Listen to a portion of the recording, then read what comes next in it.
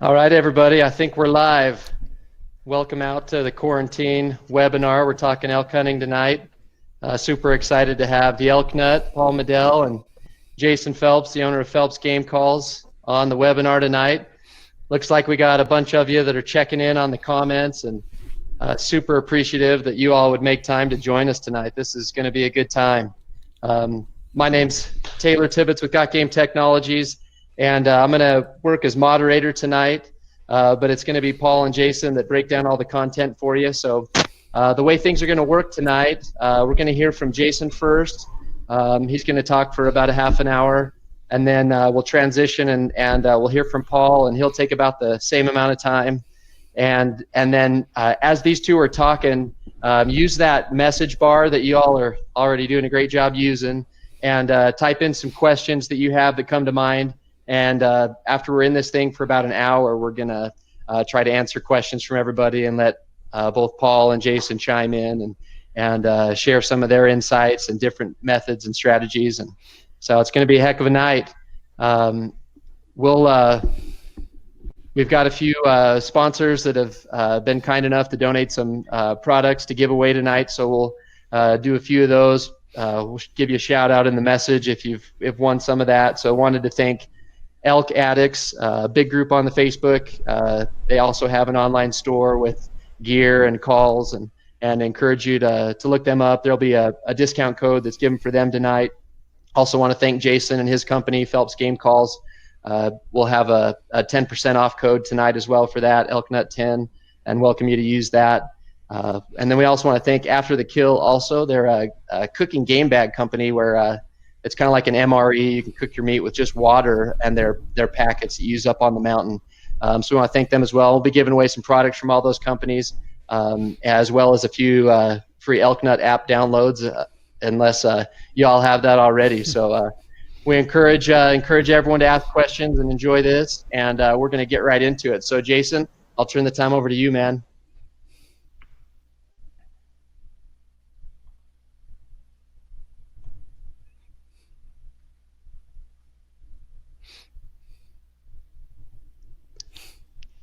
Maybe. Can you hear me, Jason? Can you hear me, Taylor? I can hear you. Okay, I was just wondering. Okay. Obviously, he doesn't hear you.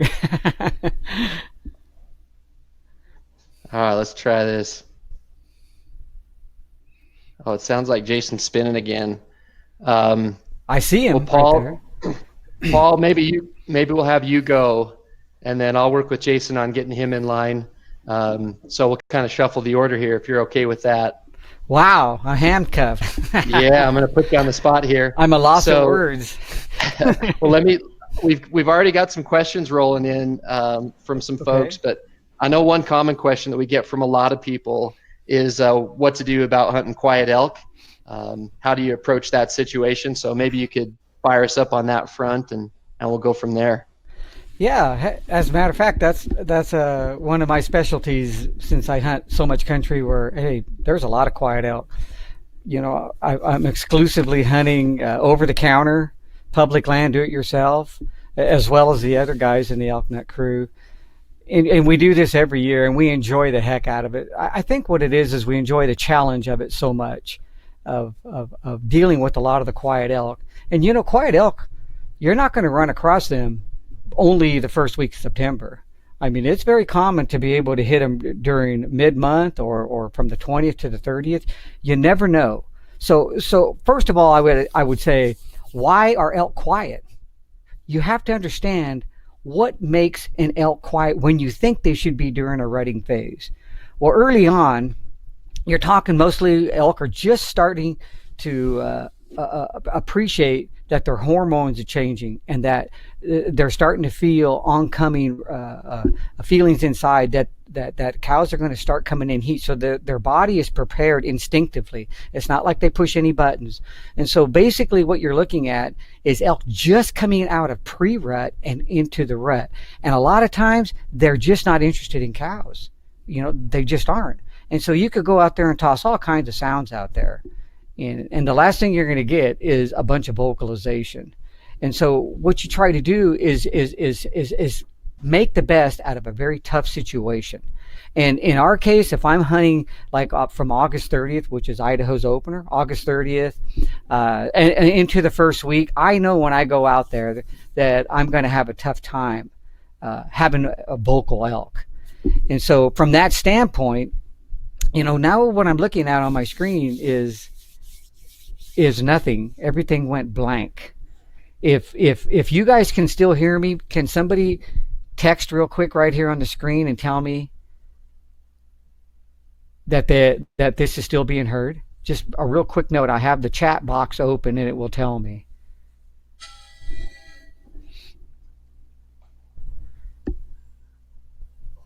Okay, you guys can still hear me. So if that's the case, I'm going to, gotcha. Yeah, keep going, Paul. Everything left. So I'm going to go ahead and carry on. Man, there's a lot of questions right here. Wow. Guys want to know how you hunt these pressured elk, whether they're quiet or not. And that's what I was going to get into. And for myself, when I'm messing with quiet elk, I still have to understand, for me and for a lot of others, is what's my target elk though. See, some guys are willing to shoot a spike, some are willing to shoot cows, some want branch antlered bulls. Myself, I'm after branch antlered bulls. And I think a lot of the hunters are out there as well. If you weren't, you would probably go to a lot of cold calling, blind calling setups. But myself, I'm a big caller. I want to call to locate. And so I'm going to keep moving and I'm going to call, and I'm just looking for one sound or maybe the visual of another elk. Whether I find a bull that's lone or a bull that has cows, and as he moves off, if this bull is not bugling, even though I've seen him, and maybe I'm within a few hundred yards of him, maybe closer, if I can see this bull, there's a good chance this bull's going to die. Seriously, this bull is in trouble, because I know already that I'm not going to walk in there and I'm going to bugle this bull right up. There's no way. And I used to be that guy that always did that, because I would get a lot of exchanges. And so I would take those pluses. But my problem is I was leaving 6, 7, 8 bulls that weren't coming in. And so I thought, okay, I need to change things up. What is it going to take for me to pull in these bulls that aren't cooperating with me on just my old standby of bugling, moving in, and trying to get in their territory and have them come in. And so what I've done is I started switching things up to encourage these other bulls to continue to come in. And so that's where my strategy started to come in for quiet elk. If I can hear just one bugle or one sighting, and I'm usually hunting pretty thick country. Open country is pretty easy, but some of the tougher country is the heavy timber and just real tight quarters.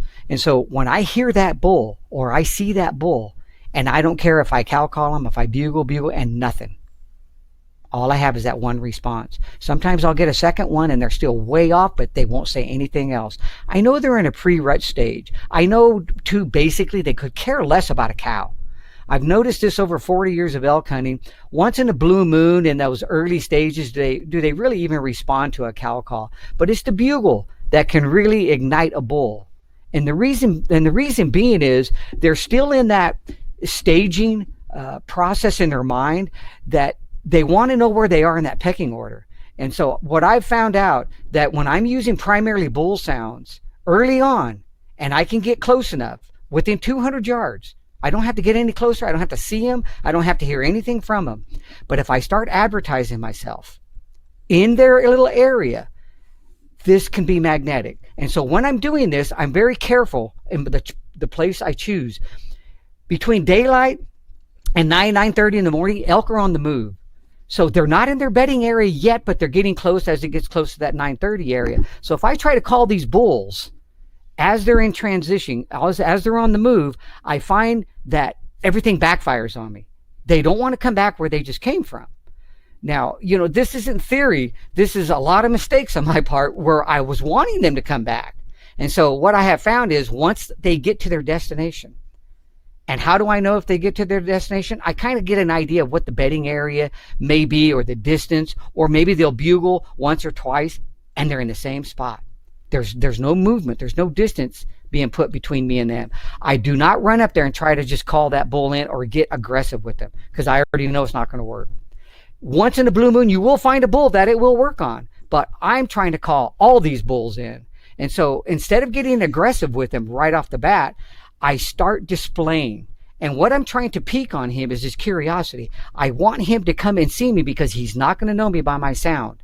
And so as I display in there and moan and groan through that bugle, I am not challenging. I'm not giving lip balls. I'm not giving anything like that. I'm just stating my presence in his little area.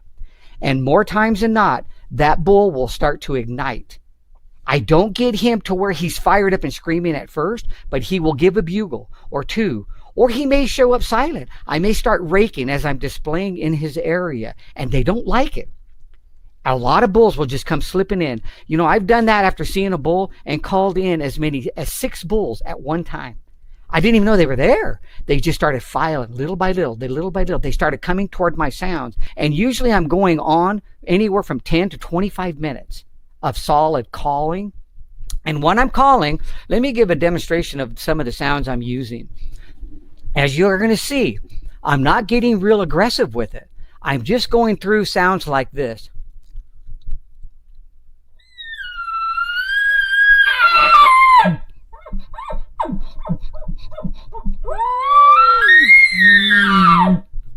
And what I'll do is I'll just go through sound after sound after sound, and I'll try to get a little creative, some short, some longer, most of them very low volume. I'm not trying to announce my presence to the world. I'm just displaying in his area. And you know, you would think, why would you do something like that? I mean, that just sounds so corny. But guys, this brings these bulls in. It draws on their curiosity because they need to know who you are. They know most of all the bulls in their area, especially pre-rut we're talking. They know most of the bulls in their area. And when they hear you, they have no idea who you are. And so they want to come and size you up. They're not coming to fight you.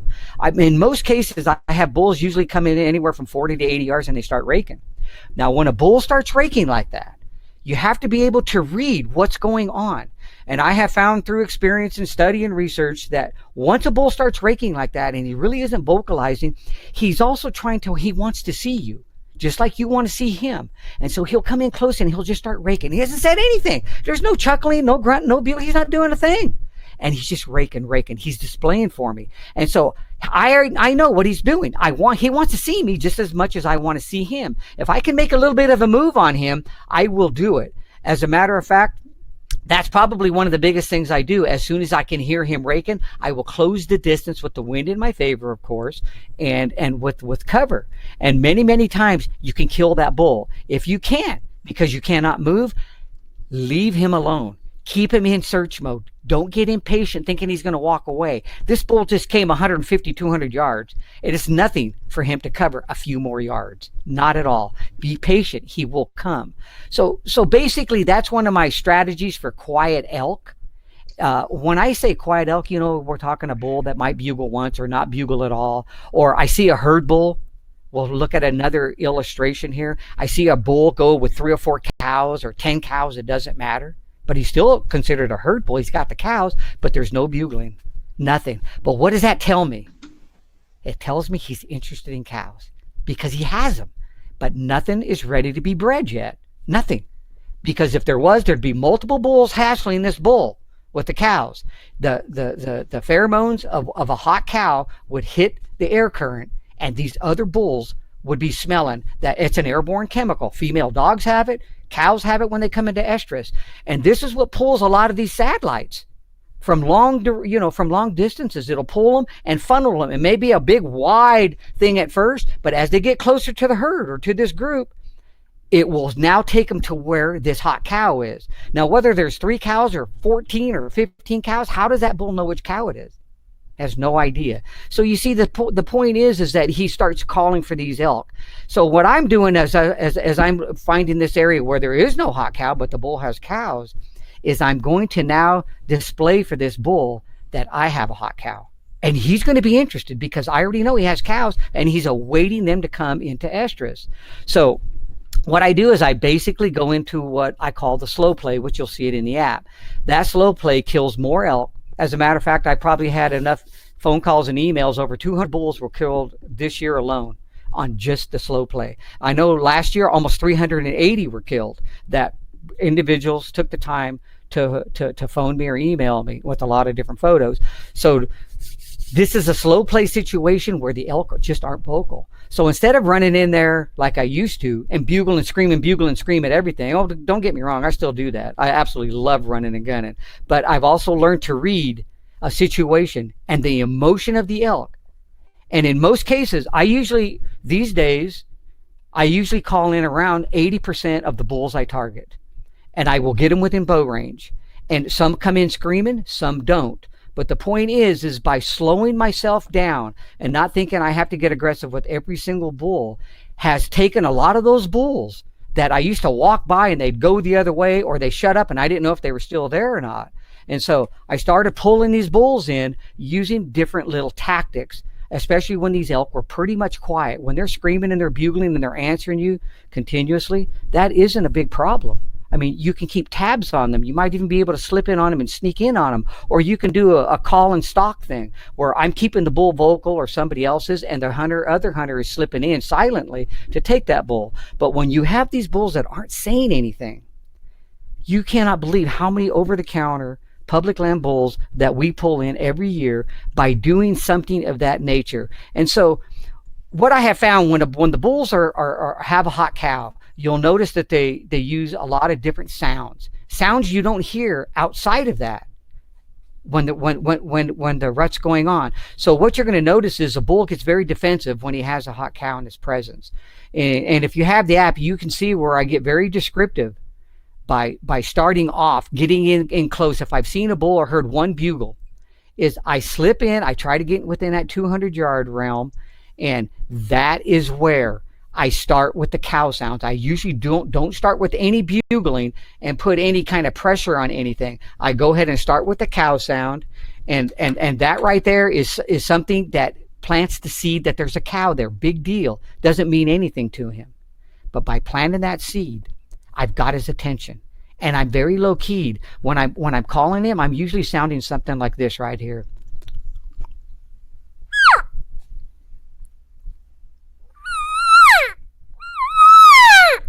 That's about it.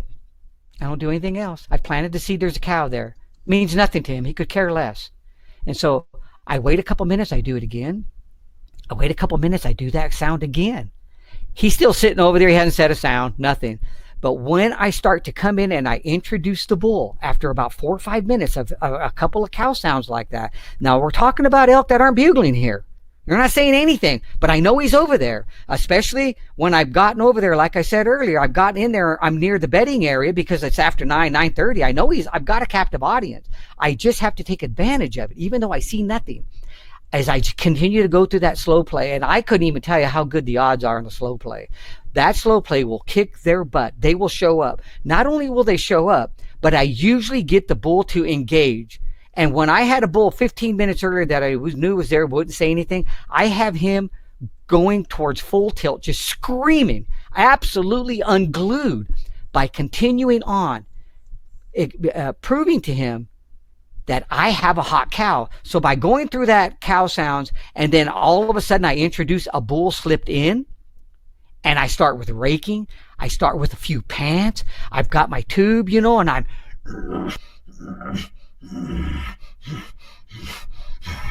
I'm exasperating myself. I'm making all these little sounds, and what I'm doing is I'm showing my emotion for the situation that I'm in, and I have this hot cow in my presence. And so I'll give a few sounds like this.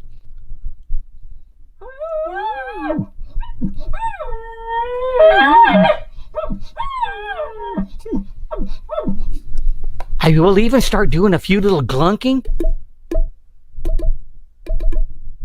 And as I'm doing this and I'm raking and I'm making all these little sounds and panting, giving those real yearning bugles, and I'm raking all at the same time, hitting the ground, and then I throw a few more cow sounds in. And what I'm showing him is I have something in my presence that's exciting me, and they know exactly what it is. When you've been around bulls long enough and you know they have a hot cow present, listen to all these little sounds they make.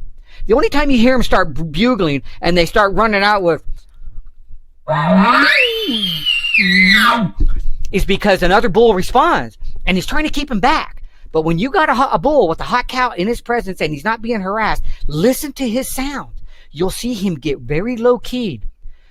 When he's sitting there with a cow, does he need to announce to the world? No. How about if you were talking to a girl or a lady or a wife and you're getting real nice about it?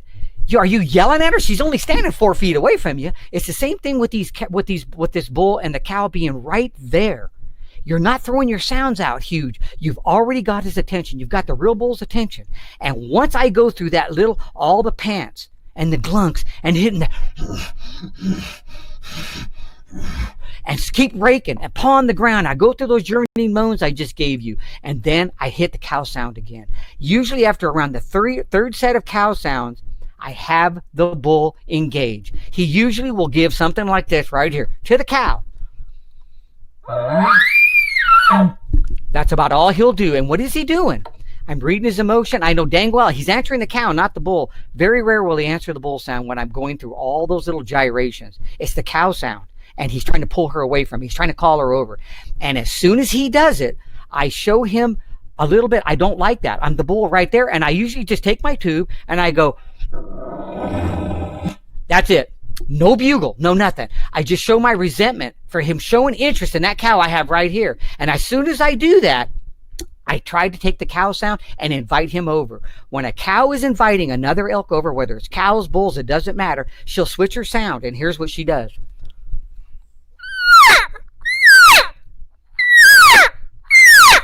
She'll get, and in other words, she's not going, no, she'll go, and she'll drop her note with a little bit more of excitement. Anything in that realm is going to work. You know, all these cows have different voices. And so when I invite him, generally, bam, he hits me right back. And as soon as he does, now I bugle him. I bugle him with a little more emotion involved, but I'm going to build it up just as if I was getting into a situation with somebody else, arguing with them. You usually start at this level, then this level, then this level. You know, you're getting to raising your voice, to yelling, to screaming. This is what I do with these bulls that aren't ready to be, they're not ready to be aggressive with right out of the chute, or I'm going to lose them, just like I've lost hundreds before in the past. But as soon as I started doing this on these more quiet elk, it just kicks their butt, because now once he engages, I know an arrow is probably going to fly. And when that bull comes in, and as we go through the motions of me calling the cow, using the cow sound to call the bull over, and show my resentment with the bull sounds, I go back to displaying for my cow through the raking, through the panting. And as he answers again, he starts getting involved. I notice his next sound is much closer, and he's starting to make his way to me. I don't move and go to him. I stay right there. I stay patient through the raking, and when I'm going to bugle him, I'm getting ready, because what I'm going to do as soon as he calls again is I'm going to have the cow invite him over with a contact buzz. And that's what this sound represents to other elk, that you're trying to urgently, quickly bring them over. You're being very persistent when you make this sound. And she's going to go,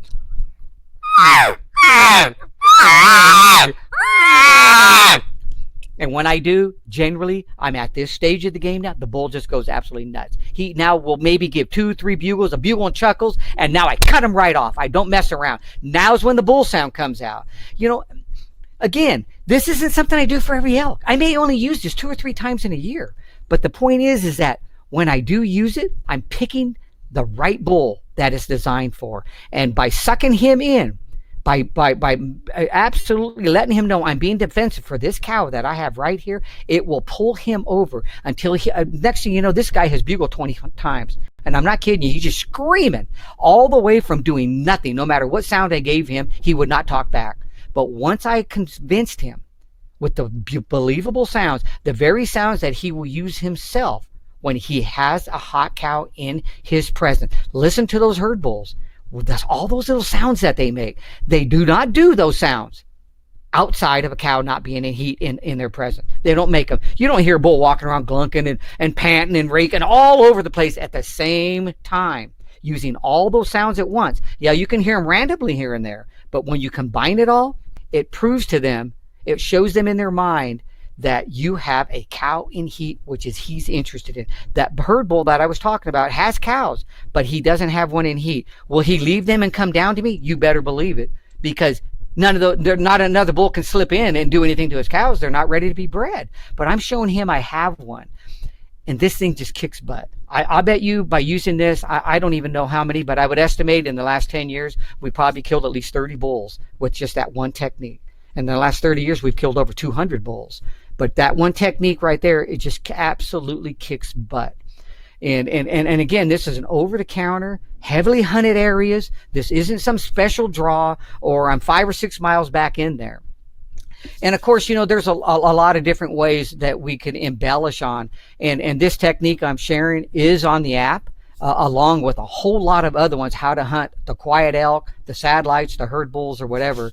But I am coming down to the end of my time, and I'm sure Jason is chomping at the bit, and he's ready to share some awesome information. We know that Jason is a heck of an elk killer. And I definitely will be on the edge of my seat personally to listen to everything he has to share. So I hope everybody else is doing the same. Thanks a bunch for your attention right now. But let's turn it over to Taylor and to Jason right now. Perfect. Hey, thanks, Paul. We really enjoyed that and look forward to getting some questions from you. Jason, it's all yours, man. All right, can you hear me? Yes, sir. Okay, I've been quiet there. Yeah, sorry, I had a little technical difficulties there. Hope you guys are all staying safe during these crazy times, and we're going to jump into it. And so we can sit here, and me and Paul were joking about this before, we can sit here and teach you the right ways to do it, but it seems like no matter what, the elk are always teaching us. No matter how many years we've did this, no matter how many times we've screwed up, did things right, we're always learning. So instead of teaching you all these ways that will work, because me and Paul share different strategies as well. He's trying to call every elk he runs into, where I'm probably screwing up on some of the bulls that don't want to play the most aggressive game. And so there's different ways to do this, but the one common denominator is we both notch tags every year. And so that's what's important. So rather than tell you what you should do, I'm going to tell you some of the things that I think people do wrong every year, and go down that track. So the very first thing I want to touch on, and I learned this the hard way as a new, is saying I'm too quiet. Am I too quiet, Paul? Oh, I hear you great. Okay, I'm going to turn my volume up. Hopefully it doesn't blow me out. We'll see if that works. So calling your way into elk, I can remember my first 3 or 4 years, nobody taught me how to call elk. I was playing this game where you would locate an elk off of a road, you would locate an elk off of a trail, and then I would try to go kill it. But what I would do is 100 yards in, I wanted to hear that bull bugle again. And so I would toot off on my location bugle. And he'd probably answer in about the same spot. I would go another 50, 100 yards and want to hear where he's at again, because in my mind, I want to pinpoint this guy if I'm going to take the time to walk down in the canyon or the hole to find him. Well, what I would find out is I would get 300, maybe 250, maybe 350 away from this bull. And now we would start to play this buffer game where that bull always wanted to keep this 250 to 300 yards a buffer between me, because he doesn't know if I'm the biggest, baddest bull in the woods. He doesn't know if I'm going to come take his harem of cows. He does not know any of this. And so in my opinion, this bull has a natural instinct to kind of take his cows and move away from you. Either it's back to bedding or back to their security, their escape zone. So I feel the best way for me, and what was almost like flipping a light switch, is we locate a bull. We either look at our mapping software or whatever it may be really quick and try to identify where that bull's at. And then with that knowledge, I will try to, if I've got the wind right, I will be silent until I get within that red zone, that bubble where that elk's going to be a lot more callable for me than to try to call him that 400 yards or to call my way in and potentially scare him out. And the analogy I always use is if you were sitting in a restaurant with your wife in the back booth, and a guy walks in the front door and calls you out and says, "Hey, I'm going to come whip your butt and take your lady," I'm going to probably find my way out the back door of the restaurant. I'm going to avoid that conflict. I'm going to take my wife with me. Now, these elk, I feel just like us humans, we have this fight or flight mentality. If that guy was to walk up to my table and pound his fist into my table, now I'm left with really no other response than to deal with this bull in an aggressive manner. And so that's why I feel that if this bull can round up his cows, he will round them up. He will do he will round them up, and he will keep moving them away from me. So by not calling, by being quiet. And a lot of times, if you did your job right and the wind's right, you're going to start to smell these elk before you get there. Like, that's another thing. These things are stinky critters. If I be quiet, get within 100 yards, you're going to start to smell them. You're going to pick them up and get close. So number one thing that's helped me: don't call my way all the way to the elk, all the way to my setup spot. Locate, make your best guess, go down there, find tracks, use some of that other information that these elk are leaving behind, get tight, and then start your calling without playing that cat and mouse game that I think all of us have played umpteen million times. The other thing, especially when I first started hunting out of state, and I haven't been hunting out of state all that long, over the last 10 years, I would sit here on my computer, dial in Google Earth what unit I thought I was going to hunt, and I had option A, and option B through Z was never ever explored. And so we would show up. Sometimes I would plan on going in and camping in this spot for all 7 to 10 days, set up this big elaborate camp. We would be dialed into this spot, and then like, guys, there's not a lot of elk here. There's not a lot of callable elk here. What do we do now? Always go in with additional options. Always have mapping software with you, and do not, and more so, Paul explained it great. He's trying to call in every single elk. I'm looking for an elk. I want to call in that bull that's got fire in his eyes, that's drooling, that's peeing all over himself, that rut crazed bull, and I want that experience from the rut. And so I'm really trying to dial in a bull that is ready to play that specific game, come in fired up, ready to rip my head off. And like I say, I'll be the first one to admit I probably screw up more bulls because I don't take, some of the similar tactics that Paul does. We do play the slow play, we slingshot, we do all of these yo-yos. We have different strategies depending on if that bull, if he's not wanting to come in.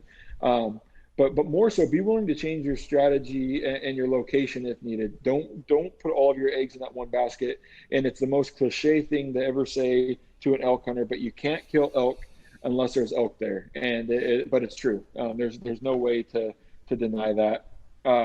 And on the strategy, I kind of pride myself in being able to go into a location and use some of my elk hunting knowledge to find elk quickly and not waste a lot of time.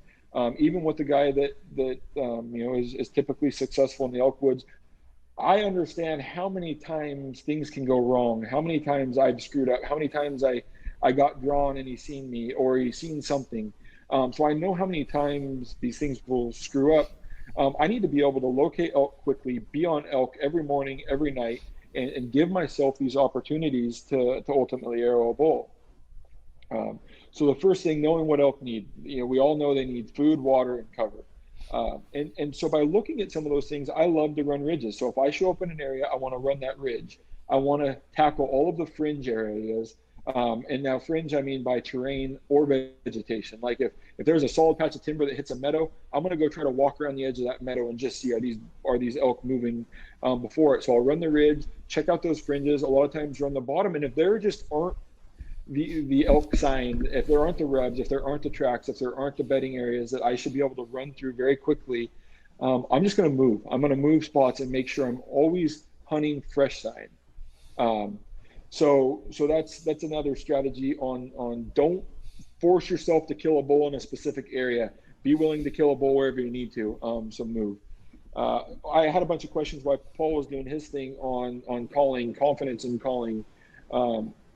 A new hunter, I feel, or somebody that's not having a lot of success, they're like, man, I'm just not as good as some of these other callers. I don't make the same sounds. I can't do that high note bugle with make my chuckle sound like that. Don't get so hung up on being able to call, amazing. In my opinion, go out there and use some of the strategies that Paul talks about. Know when to call, know the right situations to call, and then be confident in your calling. And in my opinion, the most important thing is spend this time starting now while we're all on lockdown, leading into season. Figure out what you need to do to become a confident elk caller. Even if you're not as good as some callers are, be confident when you're out in the woods and just go out there and make the calls. And I always joke, like if somebody took my elk calls away from me, I might be the worst archery elk hunter on the planet. And so just go out there and be confident. We've heard real elk that sound horrible We've heard callers that are horrible, but some of these guys are successful every year. And so do not get hung up. I think too many new hunters, too many new callers get hung up on, I really don't know if I sound that good. So instead of calling, I'm going to be quiet. And I think you can, before the podcast, Paul talked about, his number one thing being your ability to call and make the right sounds at the right time. And number two is the setup, which we'll get into here in a little bit. So wind, we all know, we've all heard, I go through probably 10 bottles of wind checker in a September. Wind is huge. None of this thing, these other things that we're talking about matter if you try to go in with the wind at your back. You always want that wind in your face. You can fool their ears, you can fool their eyes, but you're probably never ever going to fool their nose. Is something that you live by. Matter of fact, we had a question earlier regarding scent killers and cover scents. I used to use it when I was younger. Nowadays I'm just like, man, if the wind's right, none of that's going to matter. And so I just go at it with the wind. Now, one of the things, and this is called, playing the wind too perfect, let's just say, is a guy I've called all my own bulls in still. We always joke with my partners about, when are you guys finally going to call me a bull in? But by playing the wind too perfect, meaning if that wind is hitting me directly on my nose, it's not hitting me on my right cheek, my left cheek. That bull is, and we'll talk about setup earlier. If I've got on the contour, if I'm on contour with that bull, I've looked at the trails that are coming into me, and I know he's going to pick this straight location. If that wind's hitting me on that, I've almost guaranteed myself a frontal shot. Because we've all hunted long enough, we all know that these bulls, when we try to call them in, will try to circle and get wind. Almost every bull, not everyone, but almost every bull, if you did this long enough, that bull will get to somewhere, whether it's 100 yards, 60 yards, 50 yards, and they will start to veer off. If that wind's hitting me on the right cheek, you will see that bull start to go out to my left as he comes into my calling location. That bull's going to try to get wind on me. So rather than set up, and we'll get into this a little bit more in the setup, but I want to talk about using the wind as a steering wheel right now. As that bull's coming in, let's say if I can get that wind off of my cheek at 30 degrees, it's still safe. It's 100% safe. As long as that wind stays steady, that bull's never going to wind me before I get an arrow in him. But by setting up with that wind slightly off my cheek, if vegetation, landscape, terrain, everything else works out, I'm almost now guaranteed that my shooting lanes are going to be to my left as I've set up. So you're using this, and this also goes for two-person calling setups. If you have a person calling for you and the wind's hitting off your right cheek, that caller should be 30, 40. I'm not going to get into the 30, 40, 50 yards ahead of you, but they should also be veered to the left, because that elk that's coming into your location thinks that the caller, who is the elk that they're looking for, they will start to circle the location of the caller, and by using the wind to your advantage, you've now just basically steered that elk right into the shooter for a close shot. So use that wind to your advantage. Don't just use it as not letting them smell you, but use that wind to steer that elk into the shooter or into the location. A lot of times, if I make a call before I'm fully set up, I will walk in that same direction, forward and to the left if that wind's hitting me on my right cheek, and then set up and finish my calling.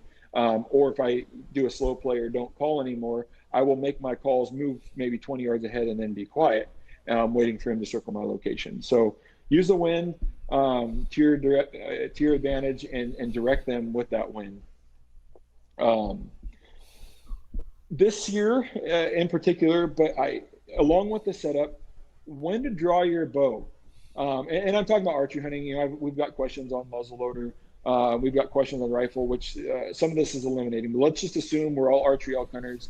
We're all calling these bulls in, and it comes with a lot of experience. And you're ridding that bull as that bull's coming into our location.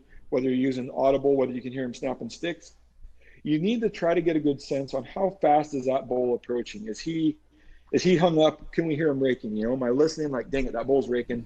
He's not going to just come flying in. So I'm trying to listen for all these cues. Now, if I can hear, some of you have mentioned you watched my Wyoming elk hunt. That bull comes out to the meadow, pauses. He's looking like, I can't see any elk in the meadow. I think I made one more cow chirp, and now I've got a bull that's running. So if you can pick that up as that bull comes in, if that bull is running or you can see him running, like, now is the time to get drawn, because you're probably not going to get a better chance to get that bow drawn, somewhere closer. So, know when to draw your bow. If that bull's lackadaisical, working his way through the trees, starting to come in, like you're probably not going to be able to hold your bow that long. You need to find, let him get to a spot. Do you have enough trees to draw? Are you in the wide open? Do you need to draw early? Trying to figure out, maybe you got to let him come in. And a lot of times people can get drawn when that bull decides to leave. Now, if he leaves on his own terms where he hasn't winded you, smelled you, saw you, and he's bolting, if you can, let him come in, he doesn't see the elk he wants. A lot of times they will turn, leave, maybe look back. You can sometimes get drawn as that bull turns. So it's a lot of that I don't have the right answer. I'm always still wondering, like, do I draw my bow now? Do I wait 20 seconds? If I draw now, am I going to have to be back at 2 minutes? So just put some thought on how that bull's approaching. Was he hot? Is he coming? Is he rubbing trees? Keep all of that in mind, and then make sure. I would always urge on drawing your bow early. But then the first time I say that, I'll draw my bow early, and that bull will take his time coming in, and I just can't stay at full draw for much over, a minute and a half, 2 minutes. So drawing your bow, making sure you're set up in a spot where you can draw your bow, all of that stuff, matters. We spend all year getting ready for this. You can shoot arrows out in your yard all summer long and just pound the 10 ring, right? You're pounding the center of the dot. And we spend all of this time, we do all of this setup, we do all of this getting the wind right, we've located the bull. A lot of this comes down to your one shot, and none of this matters, right? Like myself, I live elk hunting 365 days a year. What I'm thinking about right now, where I'm planning on hunting, none of that matters if I can't execute that shot when that bull comes in. And so some of the things, I like to shoot enough during the summer that this stuff becomes second nature. I joked on some of these last bulls that I've shot. I don't remember coming to full draw. I don't remember if I came to a perfect anchor. I don't remember if I centered my pin guard.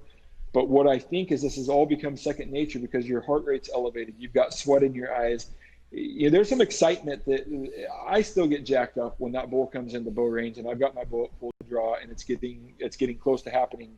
Like I kind of lose my stuff. Like, as much as I'd like to tell you I'm as cool and calm as the next guy, I still lose my ability to control all of my cognitive thinking. But I think I've shot enough throughout the summer that I'm able to draw, and everything just kind of falls into place. So spend your time shooting because, in my opinion, we can be the best caller in the world. We can be in the best unit in the world. We can be in an over-the-counter unit, which just might be your one opportunity. So if you've shot that thing enough, it should all be second nature. And now I'm going to get into probably the meat and the potatoes of my segment. Is the setup, and me and Paul talked earlier before we went live. What do you do to set up right to make sure that you're able to at least give yourself the best chance at putting an arrow in that bull? So, we've located a bull, we get the wind right, and this is where I differ a little bit from Paul. I'm kind of like the subscriptive, all right, let's not put a whole lot of thought in this besides where this bull's going, but let's just go try to get close. Let's get inside this red zone, and we're going to be fairly aggressive when we do. And this is herd bull strategy. But a lot of times, if you want to call in a satellite bull, you better get pretty dang close to that herd bull because they're usually within a couple hundred yards anyways. And the same strategy that I use, we call the satellite bulls in. I think they're more curious than they are, coming to try to answer the fight or defend their harem. But by a result, we're still able to take a lot of these bulls. So setting up, let's say it's first thing in the morning. We've located a herd across the canyon. And I'm like, the first thing I do is how long is it going to take me to get there? Where's this bull going to be when I get over there? So I'm quickly taking some information from what I can visualize. Same thing with a bull when he bugles. Like, what kind of bugle did he give me? Do I have any information to figure out if this is a herd bull? Is this a satellite bull? Trying to get this information. And regardless, once I gather the information, I'm then going to make my approach. All right, wind checker. All right, the wind's going down still because it's early in the morning. If it's going to take me an hour to get across the creek, back up as I get to the creek. I'm just trying to run through all of these situations and answer some of this. So as I'm getting the wind right, making my when I'm closing that distance, I'm trying to figure out what my setup's going to look like. Where are these elk trying to get? Where are they ultimately going to go? And I'm not going to lie. As much as I love to say I call these elk in, I would much rather kill these elk and be a ambush slash elk caller, if that makes any sense. I don't want to try to change what this elk and what this herd's going to try to do. I would rather go intercept them and let, you know, because that's going to help my percentage of being able to call this bull in. So I go over there. Now we're getting into this setup, which I think is the most crucial part, because as the manufacturer of an elk call company, I get so many stories, whether I'm at the sportsman shows, whether I'm getting emails, whether I'm getting, you know, Instagram messages. Oh man, I had this awesome setup. We had this big giant bull going. We called him in, and he got to 80 yards and stood there and beagled at us. And then all of a sudden, he turned around and went back to his cows. The next story in my feed.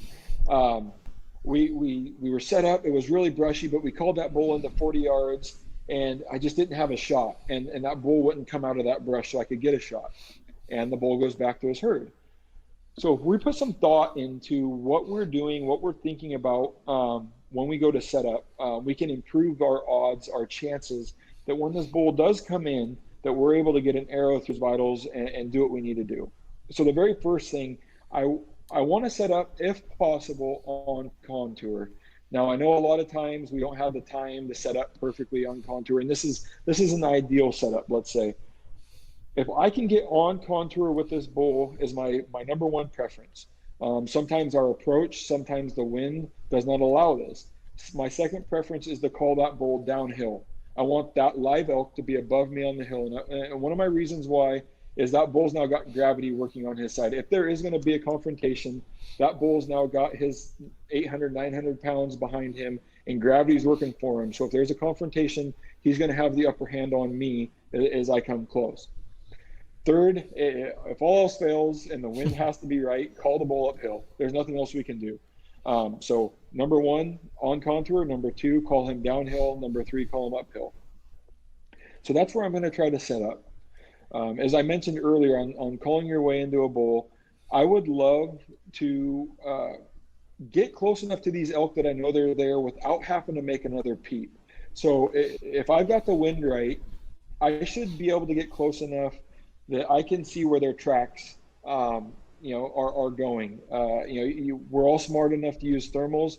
These elk are going to kind of use thermals as they travel. A lot of times there's no coincidence that they stay out and feed until the thermals start to switch.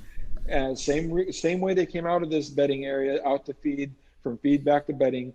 They are not dumb critters. They live in certain spots. They live in certain areas. They feed to bed. They bed to feed, with the wind always in their favor. So they've got this figured out. But ideally, if we've got the wind right and we're trying to outsmart them in some of these transitions, we should maybe be able to smell these elk before we get there. We should maybe see some tracks, fresh scat, rubs, whatever. There are some telltale signs, and ideally, if this bull's in the rut enough, or if he's got enough satellite bulls, my ideal situation is getting into this red zone without ever making a peep.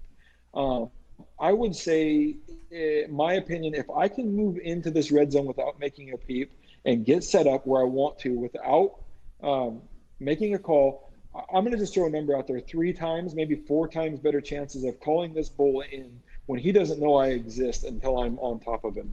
And this goes just more so for my aggressive calling strategy.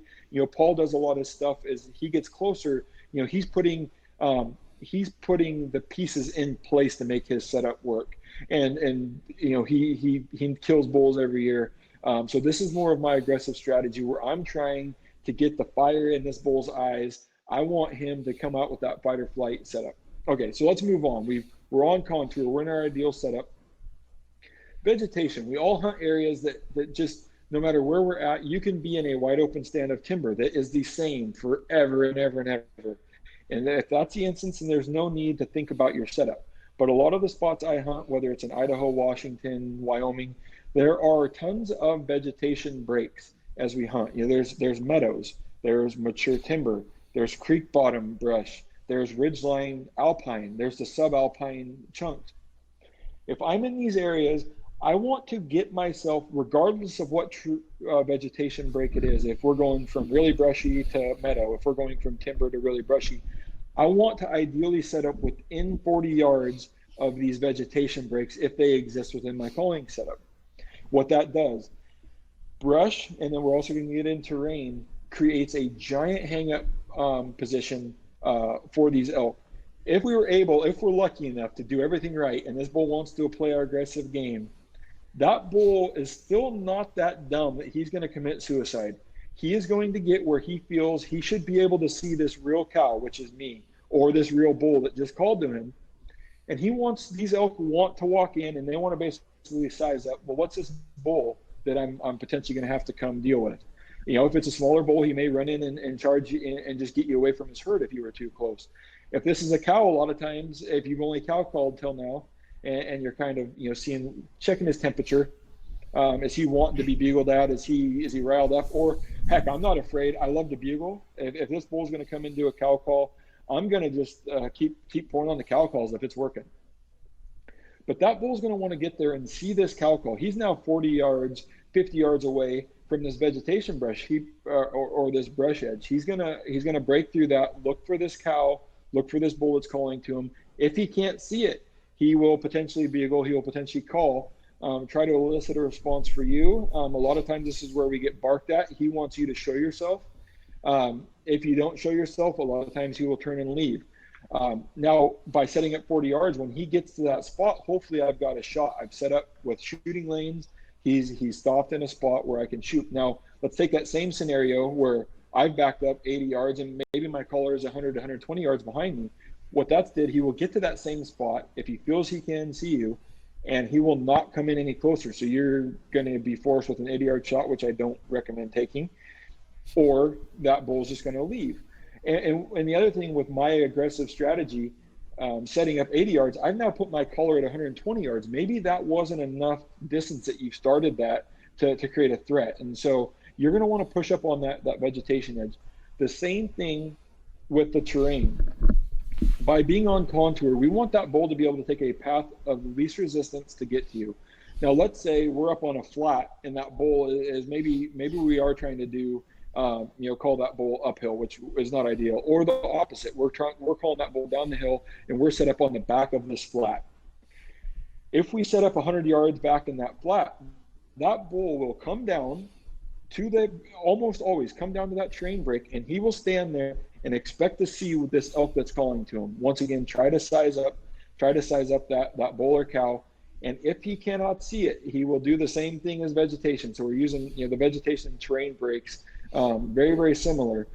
But ideally, you want to get all of these breaks, all of these terrain breaks, vegetation. So when you're setting up on terrain, also set up within 40 yards of that break, whether it's an uphill. Now, if you've got a 30-degree slope forever, it's not as important because that bull doesn't get to an area. Then I'm trying to, stand this alongside of a tree, just try to break up because he's going to be looking for you as he comes up. But there's a lot of stuff we can do. Camo's great. We can set up in front of a brush pile alongside of a tree, try to make ourselves disappear. So setting up, the last thing I like to look at, I want to try to figure out where this bull is going to approach from. If I've got trails coming at me on contour from the direction he's coming, I'm going to try to assume that bull is going to come at me on that trail.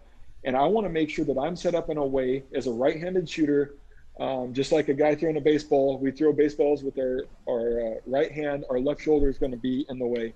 As a right-handed shooter, I can swing way back to my left to shoot. If I was to set up straight on and that bull happens to veer to my right because the wind is hitting my left cheek, I have zero ability to turn and shoot my bow effectively. Some of this doesn't seem like that big of a deal, but if you have to move or if you have to turn to get your bow drawn and settle your pins, some of these things are the difference between saying I got my bow drawn back or I put an arrow through the pump house of that bull. So think about all this. Be a smart, educated elk hunter as you set up. I always try my left shoulder because that allows me the least amount of movement as I draw my bow in that direction. Now, we're not always going to get it right. I'm just trying to take my best guess. And what that does is if I turn this way, I'm now just giving me 90 degrees back to my left if he does approach, assuming the wind's that way. So I will set up based on where I think that bull's going to end up giving me a shot. Don't put yourself in a brush pile. My Idaho bull that I called in for my buddy Tyson Drebnock last night, I was in the deep, deep jungle of Idaho. And every time he went to set up, I would just I'm like, no, this sucks. This isn't the right setup. move again. No, this isn't the right setup. Don't settle on a bad setup if you don't have to. I mean, if the jungle goes forever and the brush goes forever, you're going to be stuck doing what you have to do. But if you can make that setup as good as possible, be willing to risk 10 or 15 yards, be willing to take 2 or 3 minutes getting set up before you make your first peep. The last thing that I want to say that makes a successful elk hunter is the time to hunt. And I feel very guilty bringing up this point, but it is true. A lot of us that get the time to be successful every year, I remember the days I still got it done as a weekend warrior, maybe a three-day weekend here or there. Taking the time to devote to these seasons, whether you're doing it around the moon phase, whether you're doing it around the only open season, depending on if you're in Washington State and you have a very short season, the time to hunt, in my opinion, is the biggest deciding factor on notching your tag every year. I mentioned earlier in my little 30-minute segment that there are a lot of things that go wrong, even for a guy that supposedly does things right the majority of the time. The only certainty in elk hunting, no matter what you know, is that everything is uncertain. We can try to do the things right. We can try to employ the slow play on the right bulls or the aggressive tactic on the right bulls, but inevitably there's always going to be things that happen. That bull doesn't come in, the wind swirls. How many times the wind's our biggest enemy? And so it takes multiple call-ins, and what that does is take multiple mornings and multiple nights, multiple midday madnesses to make this all come together. So time to hunt. And I know we're winding up on the end. I think we've got a bunch of time for questions here at the end. So I think we're going to open it up, and correct me if I'm wrong, Taylor, to just kind of an open forum on questions from me and Paul. And then I guess we'll just maybe go, every other question, and we can just field them. Or if you guys have specific questions, make sure you address them to me and Paul. Yeah, awesome. Thanks, Jason. Thanks, Paul, for both of your comments over the last hour. It's been loaded with good information. So first of all, wanted to maybe summarize a couple of common questions that I saw and have both of you answer those. The first one was, there were a lot of questions about what mouth calls each of you use, which ones you recommend maybe for beginner level as well as for making more aggressive bull sounds. And so maybe each of you could speak to that. And then in terms of kind of what you do to sharpen those skills, obviously our company's developed the ElkNut app with Paul. It's got some cool practice features where you can call in, record yourself, play it back, compare it to the real elk sounds on the app. So a little shameless plug there for that. But if you guys want to break down which calls you're using, what you're doing to stay sharp with those, and then we can roll to the next question. I got one more that's kind of general, but let's turn it over to you guys to address that. Yeah, go ahead and start, Paul, kind of what you use, and then I'll kind of give my little explanation after that. Yeah, you can give the thorough one. I've actually tried a lot of Phelps Game Calls, and I can tell you, if they weren't any good, I wouldn't use them. I mean, I'm very serious about my elk hunting. Anybody that's hunted with us knows that. I mean, we don't just use anything. But I would say for me, there's no question which one's my favorite call, and actually my son's as well, is I'm using this one right here. Perfect. I believe this is the salmon to pink colored Phelps one. I believe that's the one, but that's what's the actual name of that one? So that's my signature call. That's what I thought it was. You set me up to flatter me a little bit, Paul. No, this thing is awesome. I mean, this is one of the best calls. It's not only one of the best calls I've ever used, but I'll tell you something. It lasts. It's probably one of the longest lasting calls I've ever used. I'll probably use a couple of these, 2 or 3 through the season, but I hunt a lot, and I'm a big caller. I talk a lot about a slow play, and I talk about cold calling, blind calling, but I will tell you guys, it's not an issue for me to call 100 to 150 times a day. Seriously, I mean, I try to adapt to every situation. Like Jason's talked about being aggressive with elk and getting the red in their eyes. Don't think I don't like that. It's just that I don't come across every bull that is in that mindset. And so I'm trying to change my mind and my strategy for that one. But when I do get that one, oh my gosh, I mean, that's just icing on the cake. But no, this is the one that I use primarily for all my cow sounds, all my bull sounds. But I have noticed that when I'm using the black and the white one, that I can use them real well. I just can't put the same tension on it, and I realize that it's not designed for that. But I think that the black and the white one that I've noticed, it's a very user friendly reed. Both of them are, and I think if you were more of a beginner or newer caller, you would probably find better results with that little lighter tension instead of saying, well, Paul uses this one and Jason uses it and Paul Jr. uses it. It might be too much for a beginner though, but you can easily graduate to. Do you agree with that? Yeah, that's a big disservice that we do because we promote our own calls, and I feel that a lot of guys are like, well, Paul uses that, Dirk uses the Maverick, Jason uses the Phelps signature, and they go out and pick those one up because we're using it, and it's probably the biggest disservice because as a new caller, you may be the guy that needs that heavy of a call, but a lot of times you should figure out how the call works, how to make the sounds, and so that's my recommendation is the black amp and the gray amp. I don't like to recommend one because if you are a little bit heavier caller and you got the black, you'd maybe blow through it, or if you got the gray and you wanted a light call. So I don't want to sound like a used car salesman. Buy one of everything. But the black and the gray makes a very, very good beginner calling setup. And now, me personally, I of course use my pink call. I use my pink signature. I love the pitch black too, which we are working on getting. So you can order them individually on the website. They've been available as a 3-pack, which have different varying stretches. I love the pitch black too. I actually killed my bulls this year using the pitch black too instead of my own call. And then I love the green. The green is just, it's between the black and the gray, but I don't know why that dang call fits me so well. So I use the amp green, which is a forest green, pitch black too, and the Phelps signature are my 3 go-tos on calls. There you go. Awesome. I know. They're very, very good calls. I highly recommend them. They're absolutely awesome. I used the bugle too. I think the bugle that Jason has, I used everything out there, believe me, and everybody knows for years I even, had my own bugle and there's nothing wrong with any of them. That you can call elk with anything out there. Yeah. But I really do like the sound and the resonance that I get out of, it's actually this one here, if you guys can see it. That's the one I'm using. Well, this is actually, I took the Renegade wrap off of Dirk's and put it on the larger bugle. The Unleash, okay.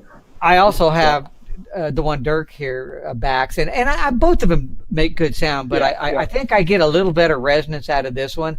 And again, you can call elk with anything, but once you get to certain levels, you really do look for, for myself anyway, I'm looking for this sound that I think it makes me even sound better than I am, and it's very versatile. I can do spike squeals out of that. I can do anything, depending on the situation that I'm confronted with. This is a very versatile bugle, and I really do like it, Jason. Thanks, you knocked it out of the park with that. And I have to give you a little bit of a plug. I remember I've killed a couple bulls with the chuckler and the little chuckler back in the day. So that's just because you're good.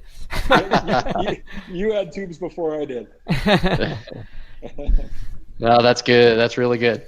Okay, so jumping back into the elk hunting tactics, we had a few people asking about solo elk hunting tactics, and then there were a few people that kind of said ditto to that. So I think it's a pretty popular topic, and I know it's a huge one, and we'd like to get to a few more questions, but maybe if each of you could talk a little bit about solo tactics. I know, Paul, we've done a podcast about it, and I know you've got a particular take on it, but if you both maybe want to talk about it for a couple minutes, let everyone know what you think.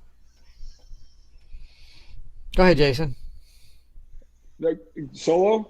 You broke up there a little bit, so just real quick, give me the rundown, Taylor, again. Yeah, so folks are just looking for advice generally on maybe how things change when you're hunting solo as opposed to with a group, or maybe what you kind of focus on or have as part of your mindset. Yeah, so for me, and this could be completely wrong in the mainstream. For me, what it does is having the second guy, it allows me to keep the eyes off of me. I can do a little bit more because they're now looking, if I'm the shooter or if I'm calling for the shooter. It allows the elk to pinpoint me, and that hunter or the guy with the sharp pointy stick is not what he's focused on anymore.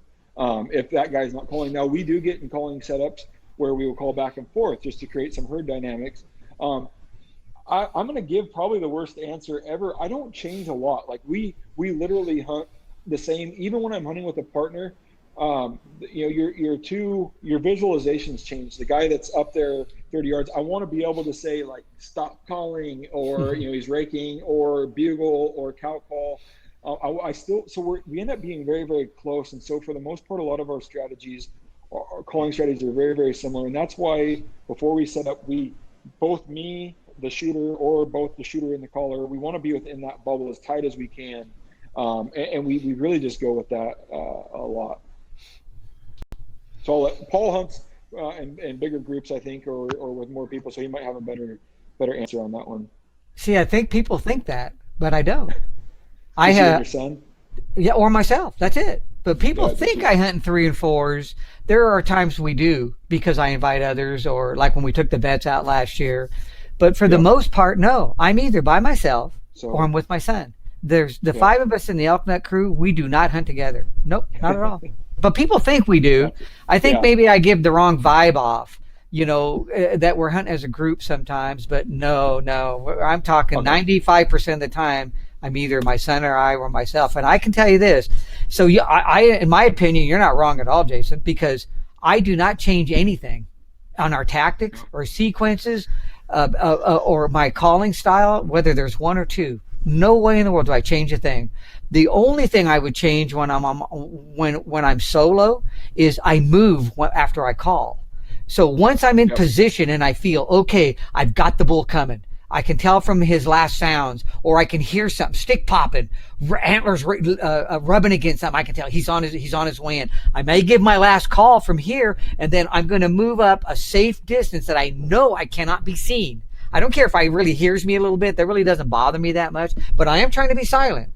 But if I can move 20, 25 yards, I will do it. If I can only move 15, I will do it. If I can take a rock or a stick with me and I move up and then I toss it to my left or right, I will do that. If I have to redirect the bull because I can hear him coming, but he's not coming exactly where I need him to come. So I'm going to try to, plant this thing in his mind's eye that I'm still over there. But I love calling from my last spot and then moving much more so, if I can, than calling from the last spot and just staying anchored, because I'm trying to give that, that double team thing, even though I'm by myself. But by the same token, all the bulls, my son and I have killed 63.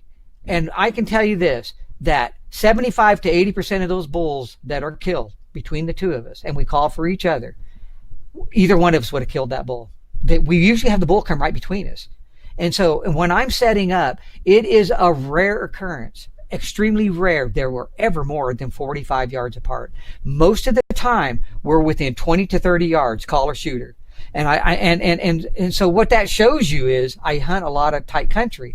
I'm not hunting open country or semi. I have, but I think to me, it's a lot easier. It's like, it really is. It's just like, man, I like the tight country. I put him in search mode. And when I make a call, and I say it's easier because I find the bulls come in easier. But when I get in real tight and I have to force them into search mode, and their only hang up spot is when they're already in bow range, I take that out of the equation. I do not let them hang up, because a bull will hang up more times than not where he gets to the spot he knows he should see the source of the calling. When he can't, he will keep coming. Don't get impatient. Let him keep coming. Let him keep coming, because he will, until he gets to where he feels, okay, I should now see the resemblance of whatever the sounds were that we were using. But if you take that away from him, he will keep coming, guys. Don't think he won't. Don't get impatient thinking he's going to blow out of there. I used to be that guy, believe me. But after we started settling down and realizing, you can't believe how many bulls we kill and call in, and they just come right there. They're right there. I mean, we look at each other, either one's could have shot that bull. And so I'm like Jason, I don't change anything. I mean, my tactic stays pretty much the same, but I may move as a solo hunter or cause a diversion by tossing something or even calling behind me. In all honesty, I don't know how effective that is. I wish there was some studies done on it, but because I still think they pinpoint me, I mean, that really haven't, you try to cast it and do that. Go ahead, Jason. It sounds like you maybe have a little more to add there. No, and then I was gonna touch base on, so no matter, we did all this right, we don't allow this bull to hang up, but inevitably we got a dang bull that hung up, whether it's 80, 100 yards away. I was just gonna import my strategy. A lot of times, like, I might start throwing the kitchen sink at him. I start throwing everything I've got in my arsenal. Like, the dang thing is just, he's hung up. I've seen it pop up a couple times. What happens when a bull hangs up? I will do the silent or slow play. I want that thing to slowly make his way back to his herd. And, if it's a herd bull or satellite, wherever he was coming. A lot of times the dang satellite bulls won't hang up if I do my job right. But that herd bull a lot of times will still hang up. Let him get 50, 60, 100 yards away from that spot, because that's now his comfortable spot for him. He's made it there once. He didn't die.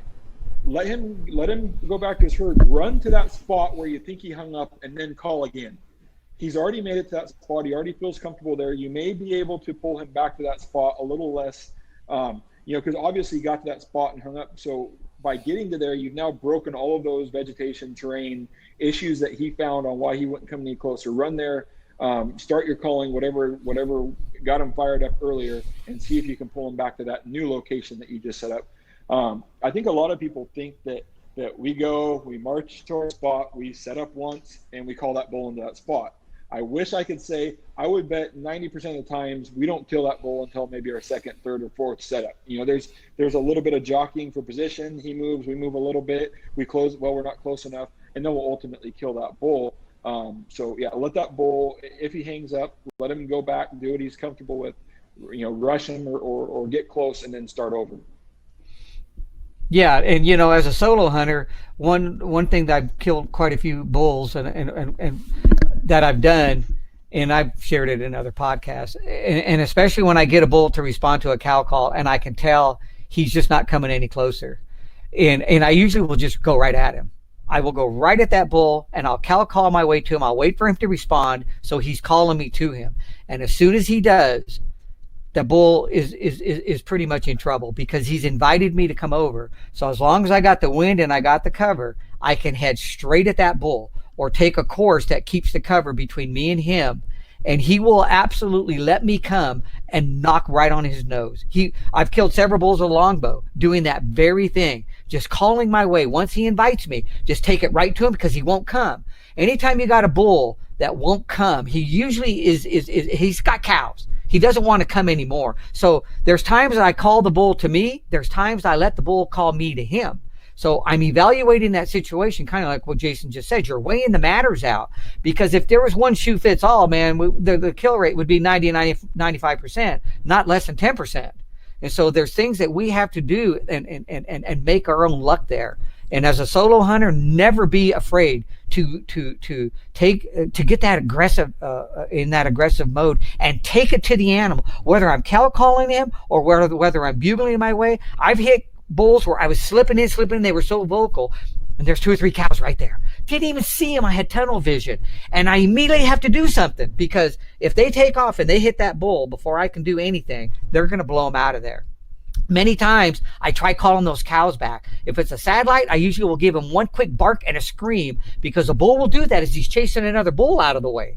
He'll push him out with that exact sound, and that right there, that allows the herd bull to know why he's running, instead of everything scattering running because of unknown. So I give him that little bit of an edge. But if I bust the cows, it's an immediate, usually a short lip ball. I'm trying to call them back. I'm using a lot of motion behind the sound of where I'm trying to bring them. And usually if I can get a response out of the herd bull, and I'm still charging him, I'm running at him, screaming, busting everything, he knows he's not going to be able to get those cows and get them out of there before I'm on top of them. And I'm just looking for that edge. It's kind of a make or break situation. You've already been had. Nothing is good going to come out of it if you just throw your hands in the air. So you're not willing to throw the white flag in too quick. As a solo hunter, that's some of the little things I've done to turn a bad situation into a good one. And there's times you are going to lose that battle. It's just the way it is. But try something, because you've already been had. Do something.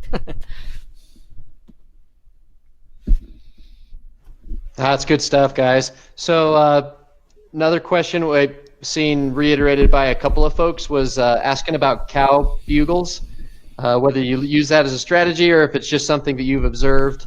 Does that figure into any of the games that you play with the elk? Paul, maybe you start.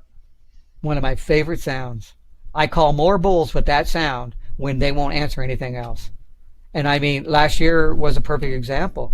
We were hitting elk, hitting them, snowing. I mean, I was throwing everything at them. And when I'm using a sound, I'm usually using a sound that I know what I'm using it for. I know what I'm saying to an extent, just from 40 years of elk hunting, you're just going to get to that. You are. When a bull's locating, and you have another bull that responds, he's basically letting him know this area is taken. There's something there. He can be defensive or he can just sound off. But a cow is not like that.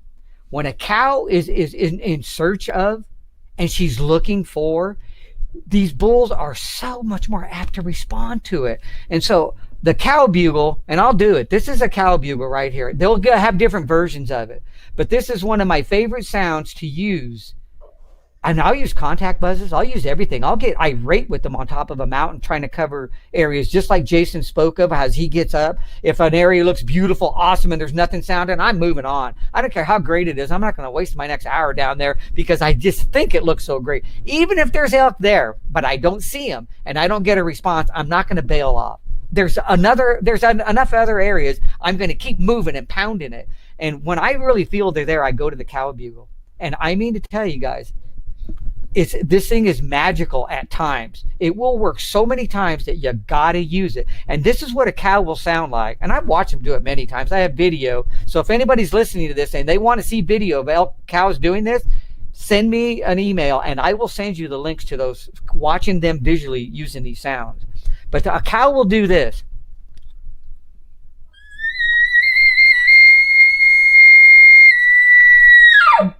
That's about what she'll do. Nothing else. And she'll even give that little bit on the end. There's no sound that a bull can make or a cow can't make. They can, just like a man and a woman, they can get angry. They can make all the same sounds. It's just that we usually are dictating bulls to make those type of sounds. A bull can contact buzz. A bull can cow call. He's going to grunt, chuckle. He's going to glunk. I've never seen a cow glunk, but cows can make any sound that a bull makes. And so a lot of times, as I'm cow calling, I've watched bulls doing this right here.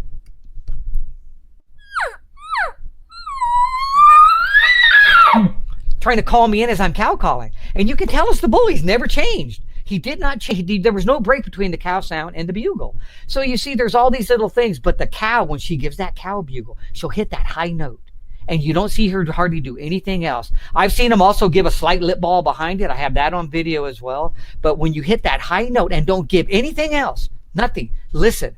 And when you start watching and you've hunted enough, you'll watch cows doing this. July and August are the absolute best times to watch cows bugling because most of the bulls aren't with them. And you'll see the cows using this sound as they keep their little groups together. You'll see a cow have a group of 6, 7, 8, 10, 15 cows, but there'll be a group of 150 elk. There could be 10 lead cows with their own little group. And they're talking to each other with that sound of their own little their own little group right there. And then they may separate or whatnot. But a cow uses the same bugle for the same reason a bull does when he's corresponding or communicating with the other elk there. But anyway, that's one of my favorite sounds, man. A cow bugle, when they're not answering anything else, just go to that pitch, and you it'll surprise you. Jason, your turn on that question. So cow bugles, I identify them. We hear them all the time. I've never used them. I mean, I can make them. I have to use them in elk calling contests all the time. I've just never, and maybe I'm, now that Paul's all fired up about it, I might have to use it. But I will say, some of the craziest call-ins I've ever been in are one of those cows that I've got between the cows and the bull or in the middle of the herd, and those cows start to bugle. We've had some great results. I've just never personally cow bugled. Cool. Let's see. How about early season advice?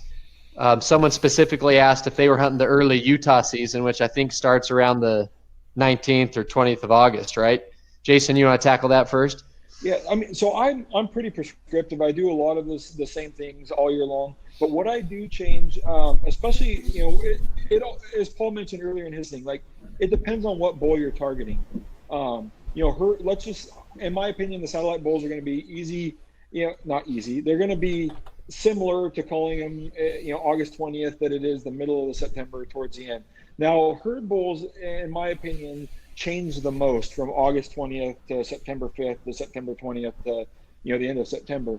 So normally I do a lot of the same stuff. I'll go out and locate in the same spots, but these larger bulls are still gathering their harems, or they're still searching. They're still, I think these herd bulls in mid-August, late August, they're smart enough. They're checking on these herds of cows late at night. They're not super aggressive yet.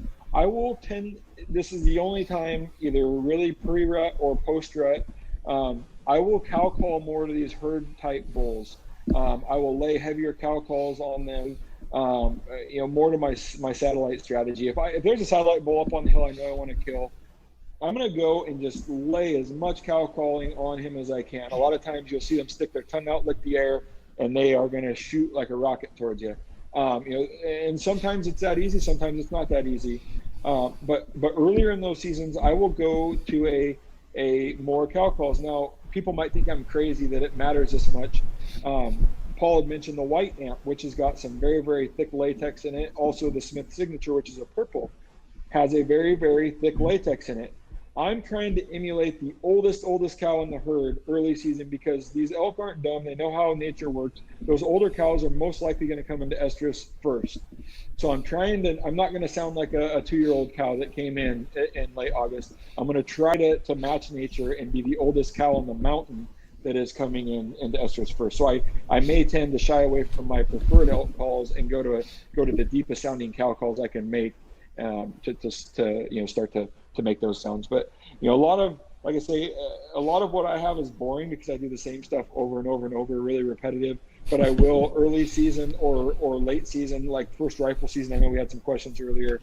My wife had I called a bull in for her on October 26th here in Washington, bugled them in. Just used some cow calls and kind of went away from my bugling a little bit. So that's my strategy, more early and late season stuff. Awesome. Thanks, Jason. Paul, do you have any comments to add on that? I'm going to say I'm quite the opposite. I hardly ever use a cow call. I'm just not a big cow caller. And it's mainly because of past years of using it so much in cold calling setups. Early season, we're talking early here, August 15th through the first week of September. I find that the majority of the time, and I mean years of doing this for myself, I would call in cows and spikes first. I mean, almost every time, or a little 2x3 bulls. And I think the reason for it is there's so many more of them out there. There's so many more of those unwanted, for me, they're unwanted, that to get a mature bull or even a 5x5 to come in first was a real tough thing. And so once you started getting those cows and spikes and everything else coming in first, gosh, they go in search mode and they'll bust you. They'll come, and you're like, you want to throw rocks at them but you don't want to because there's something else maybe coming in, but they don't give up. They'll start coming around you, even though you have the wind perfect. And the next thing you know, you're going to get that bark or two and they blow out, and so does everything else. And I've had it happen so many times. And so you don't see me using too many cow sounds early on like that. And when I do, I'm only using cow sounds that require assistance or aid from other elk. Now, the minute I start going to that regathering sound, which a cow will do if something gets out of sorts, but I'm only doing it when I know there's a bull around. And so I'm using a sound that means something to him. I'm sending a message where the cow will go like this.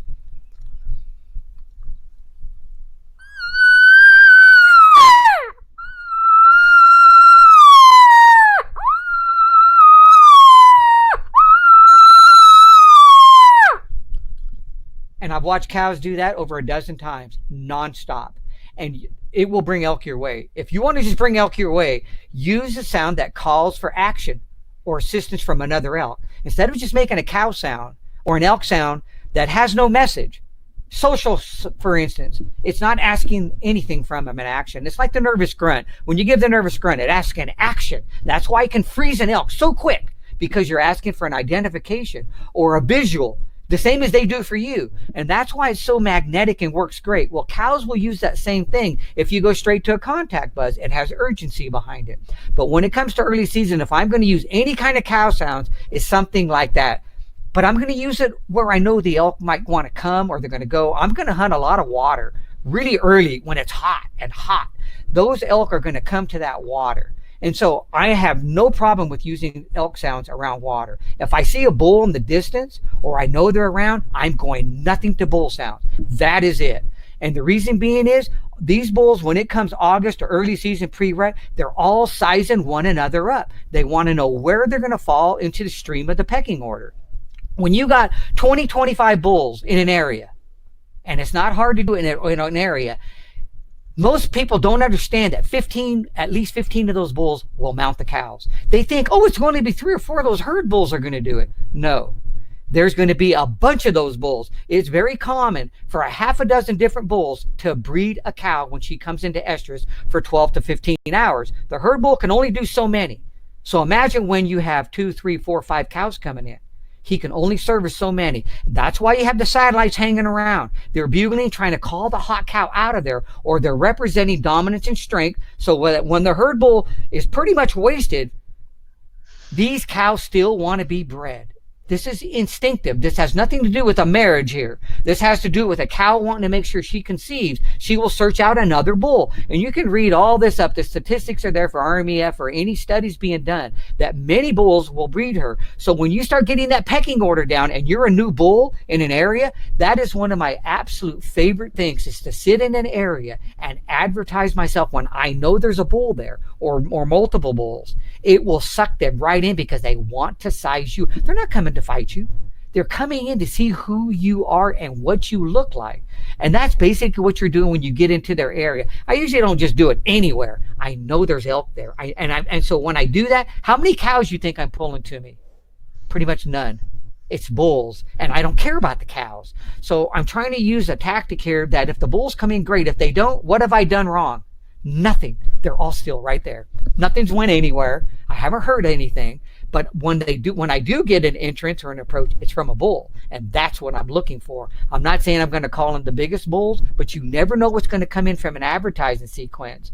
And I bet you I get 50 emails a year with photos where guys use that advertising sequence and we're just shocked because they come in silent. They don't say a sound. Very rare do I ever get a bull to bugle on an advertising sequence. And I'll go through, if you ever heard, it's like a Lonesome Charlie sound when I'm doing it. I'm not bugling aggressively.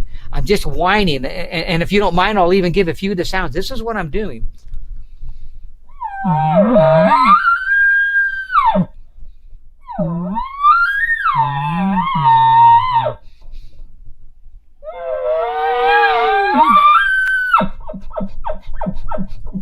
Just a bunch of little stuff. I will go nonstop like that for 20 minutes, other than taking a breath. I'm not kidding you. And then I'll rake, I'll paw the ground. Nothing aggressive. Breaking things. I'm feeling my oats. I'm feeling the urges of the rut coming on. My hormones are changing. I'm one of these elk that you'll see them do this early season. You'll see them, they're just teenagers and rambunctious. These other elk, they want to know who this is. They don't have TVs and VCRs and iPhone. They have nothing. So you pique their curiosity, and here they come, bebopping. They're not looking for a fight, but here they come, and they just start making their way. So be patient, because they just slip in. I'll tell you one thing about elk when I'm working the slow play, when I'm working an aggressive bull, when I'm working the advertising sequence. Out of the last 200 bulls we've called in, you could count on one hand where a bull tried to go downwind. They don't try to go downwind on me. Nothing. They come straight at me. They take the least resistance, the fastest route. When a bull starts cutting downwind on me, what I've noticed in the past is I've done something wrong. I raised a red flag in their eyes. Very rare do we ever set up worrying about they're going to come to the right because the wind's doing that. No. Unless I did something or somebody moved or somebody made a sound that was something out of the ordinary, all of a sudden they tense up. There's something not right.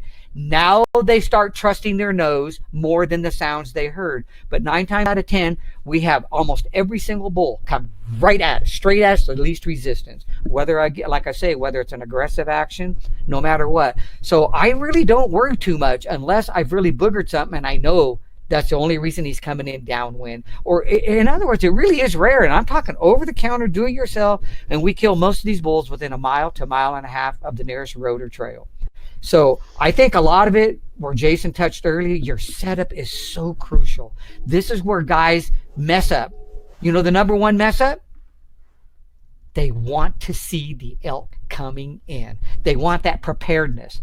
They want to see that 80, 120, 130. Okay, here he comes. Now I can get ready. They want the perfect situation every time, but you can't do that. You got to use your ears. And Jason made a really good point that I really don't think of a lot, where he was saying you use your nose. And that's a really good point. I think I took that for granted more than anything. And as I think back, I think I do smell them sometimes before I see them or coming in. But it was like, I think it's a good thing for somebody who doesn't do a lot of elk hunting. Once I get them to a certain stage, I expect them to come. I'm not looking for all the other signals, but that's a dang good point, Jason. I think people should really latch onto that. Don't let it go in one ear and out the other. Excellent point. Yeah. If the wind's right, you should hopefully pick them up. So. Yep. Before you ever see them sometimes. Yeah. So yeah, I like that. Well, guys, we've crossed the 90-minute mark. I think we've covered some good content. Maybe give you both an opportunity to have any last words or any last comments that have come to mind before we wrap up. Yeah. Go ahead, Jason. Yeah, I'd like to thank everybody for coming on board. As I mentioned earlier, and people are mentioning, the ElkNut app. Definitely go check it out. He's got, I think there's a lot more of what we touched on tonight, but a whole bunch more in there. It's great to dive in, and a guy that's been successful forever, what he's got to say and what all these sounds mean to make yourself more successful. I'd also like to say I hope you guys all stay safe. This is kind of some crazy times, and if you ever need to get a hold of me, I'm pretty dang available on all social media. If you ever have questions, like I say, I try to give as much of my time to you guys as I can. So yeah, thanks for tuning in, and good luck this fall, and we'll catch up with you on the next one.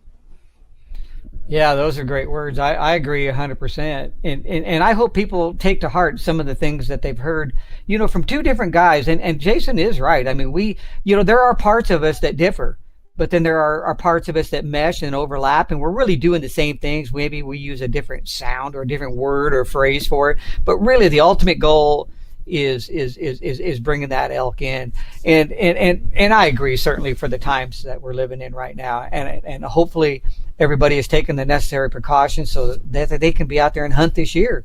Hopefully the hunting seasons will continue. I know it's my out. I think about it. I mean, I've been retired for quite a few years, and all I think about is elk hunting. I mean, yeah. It's my life. My wife will tell you 24/7.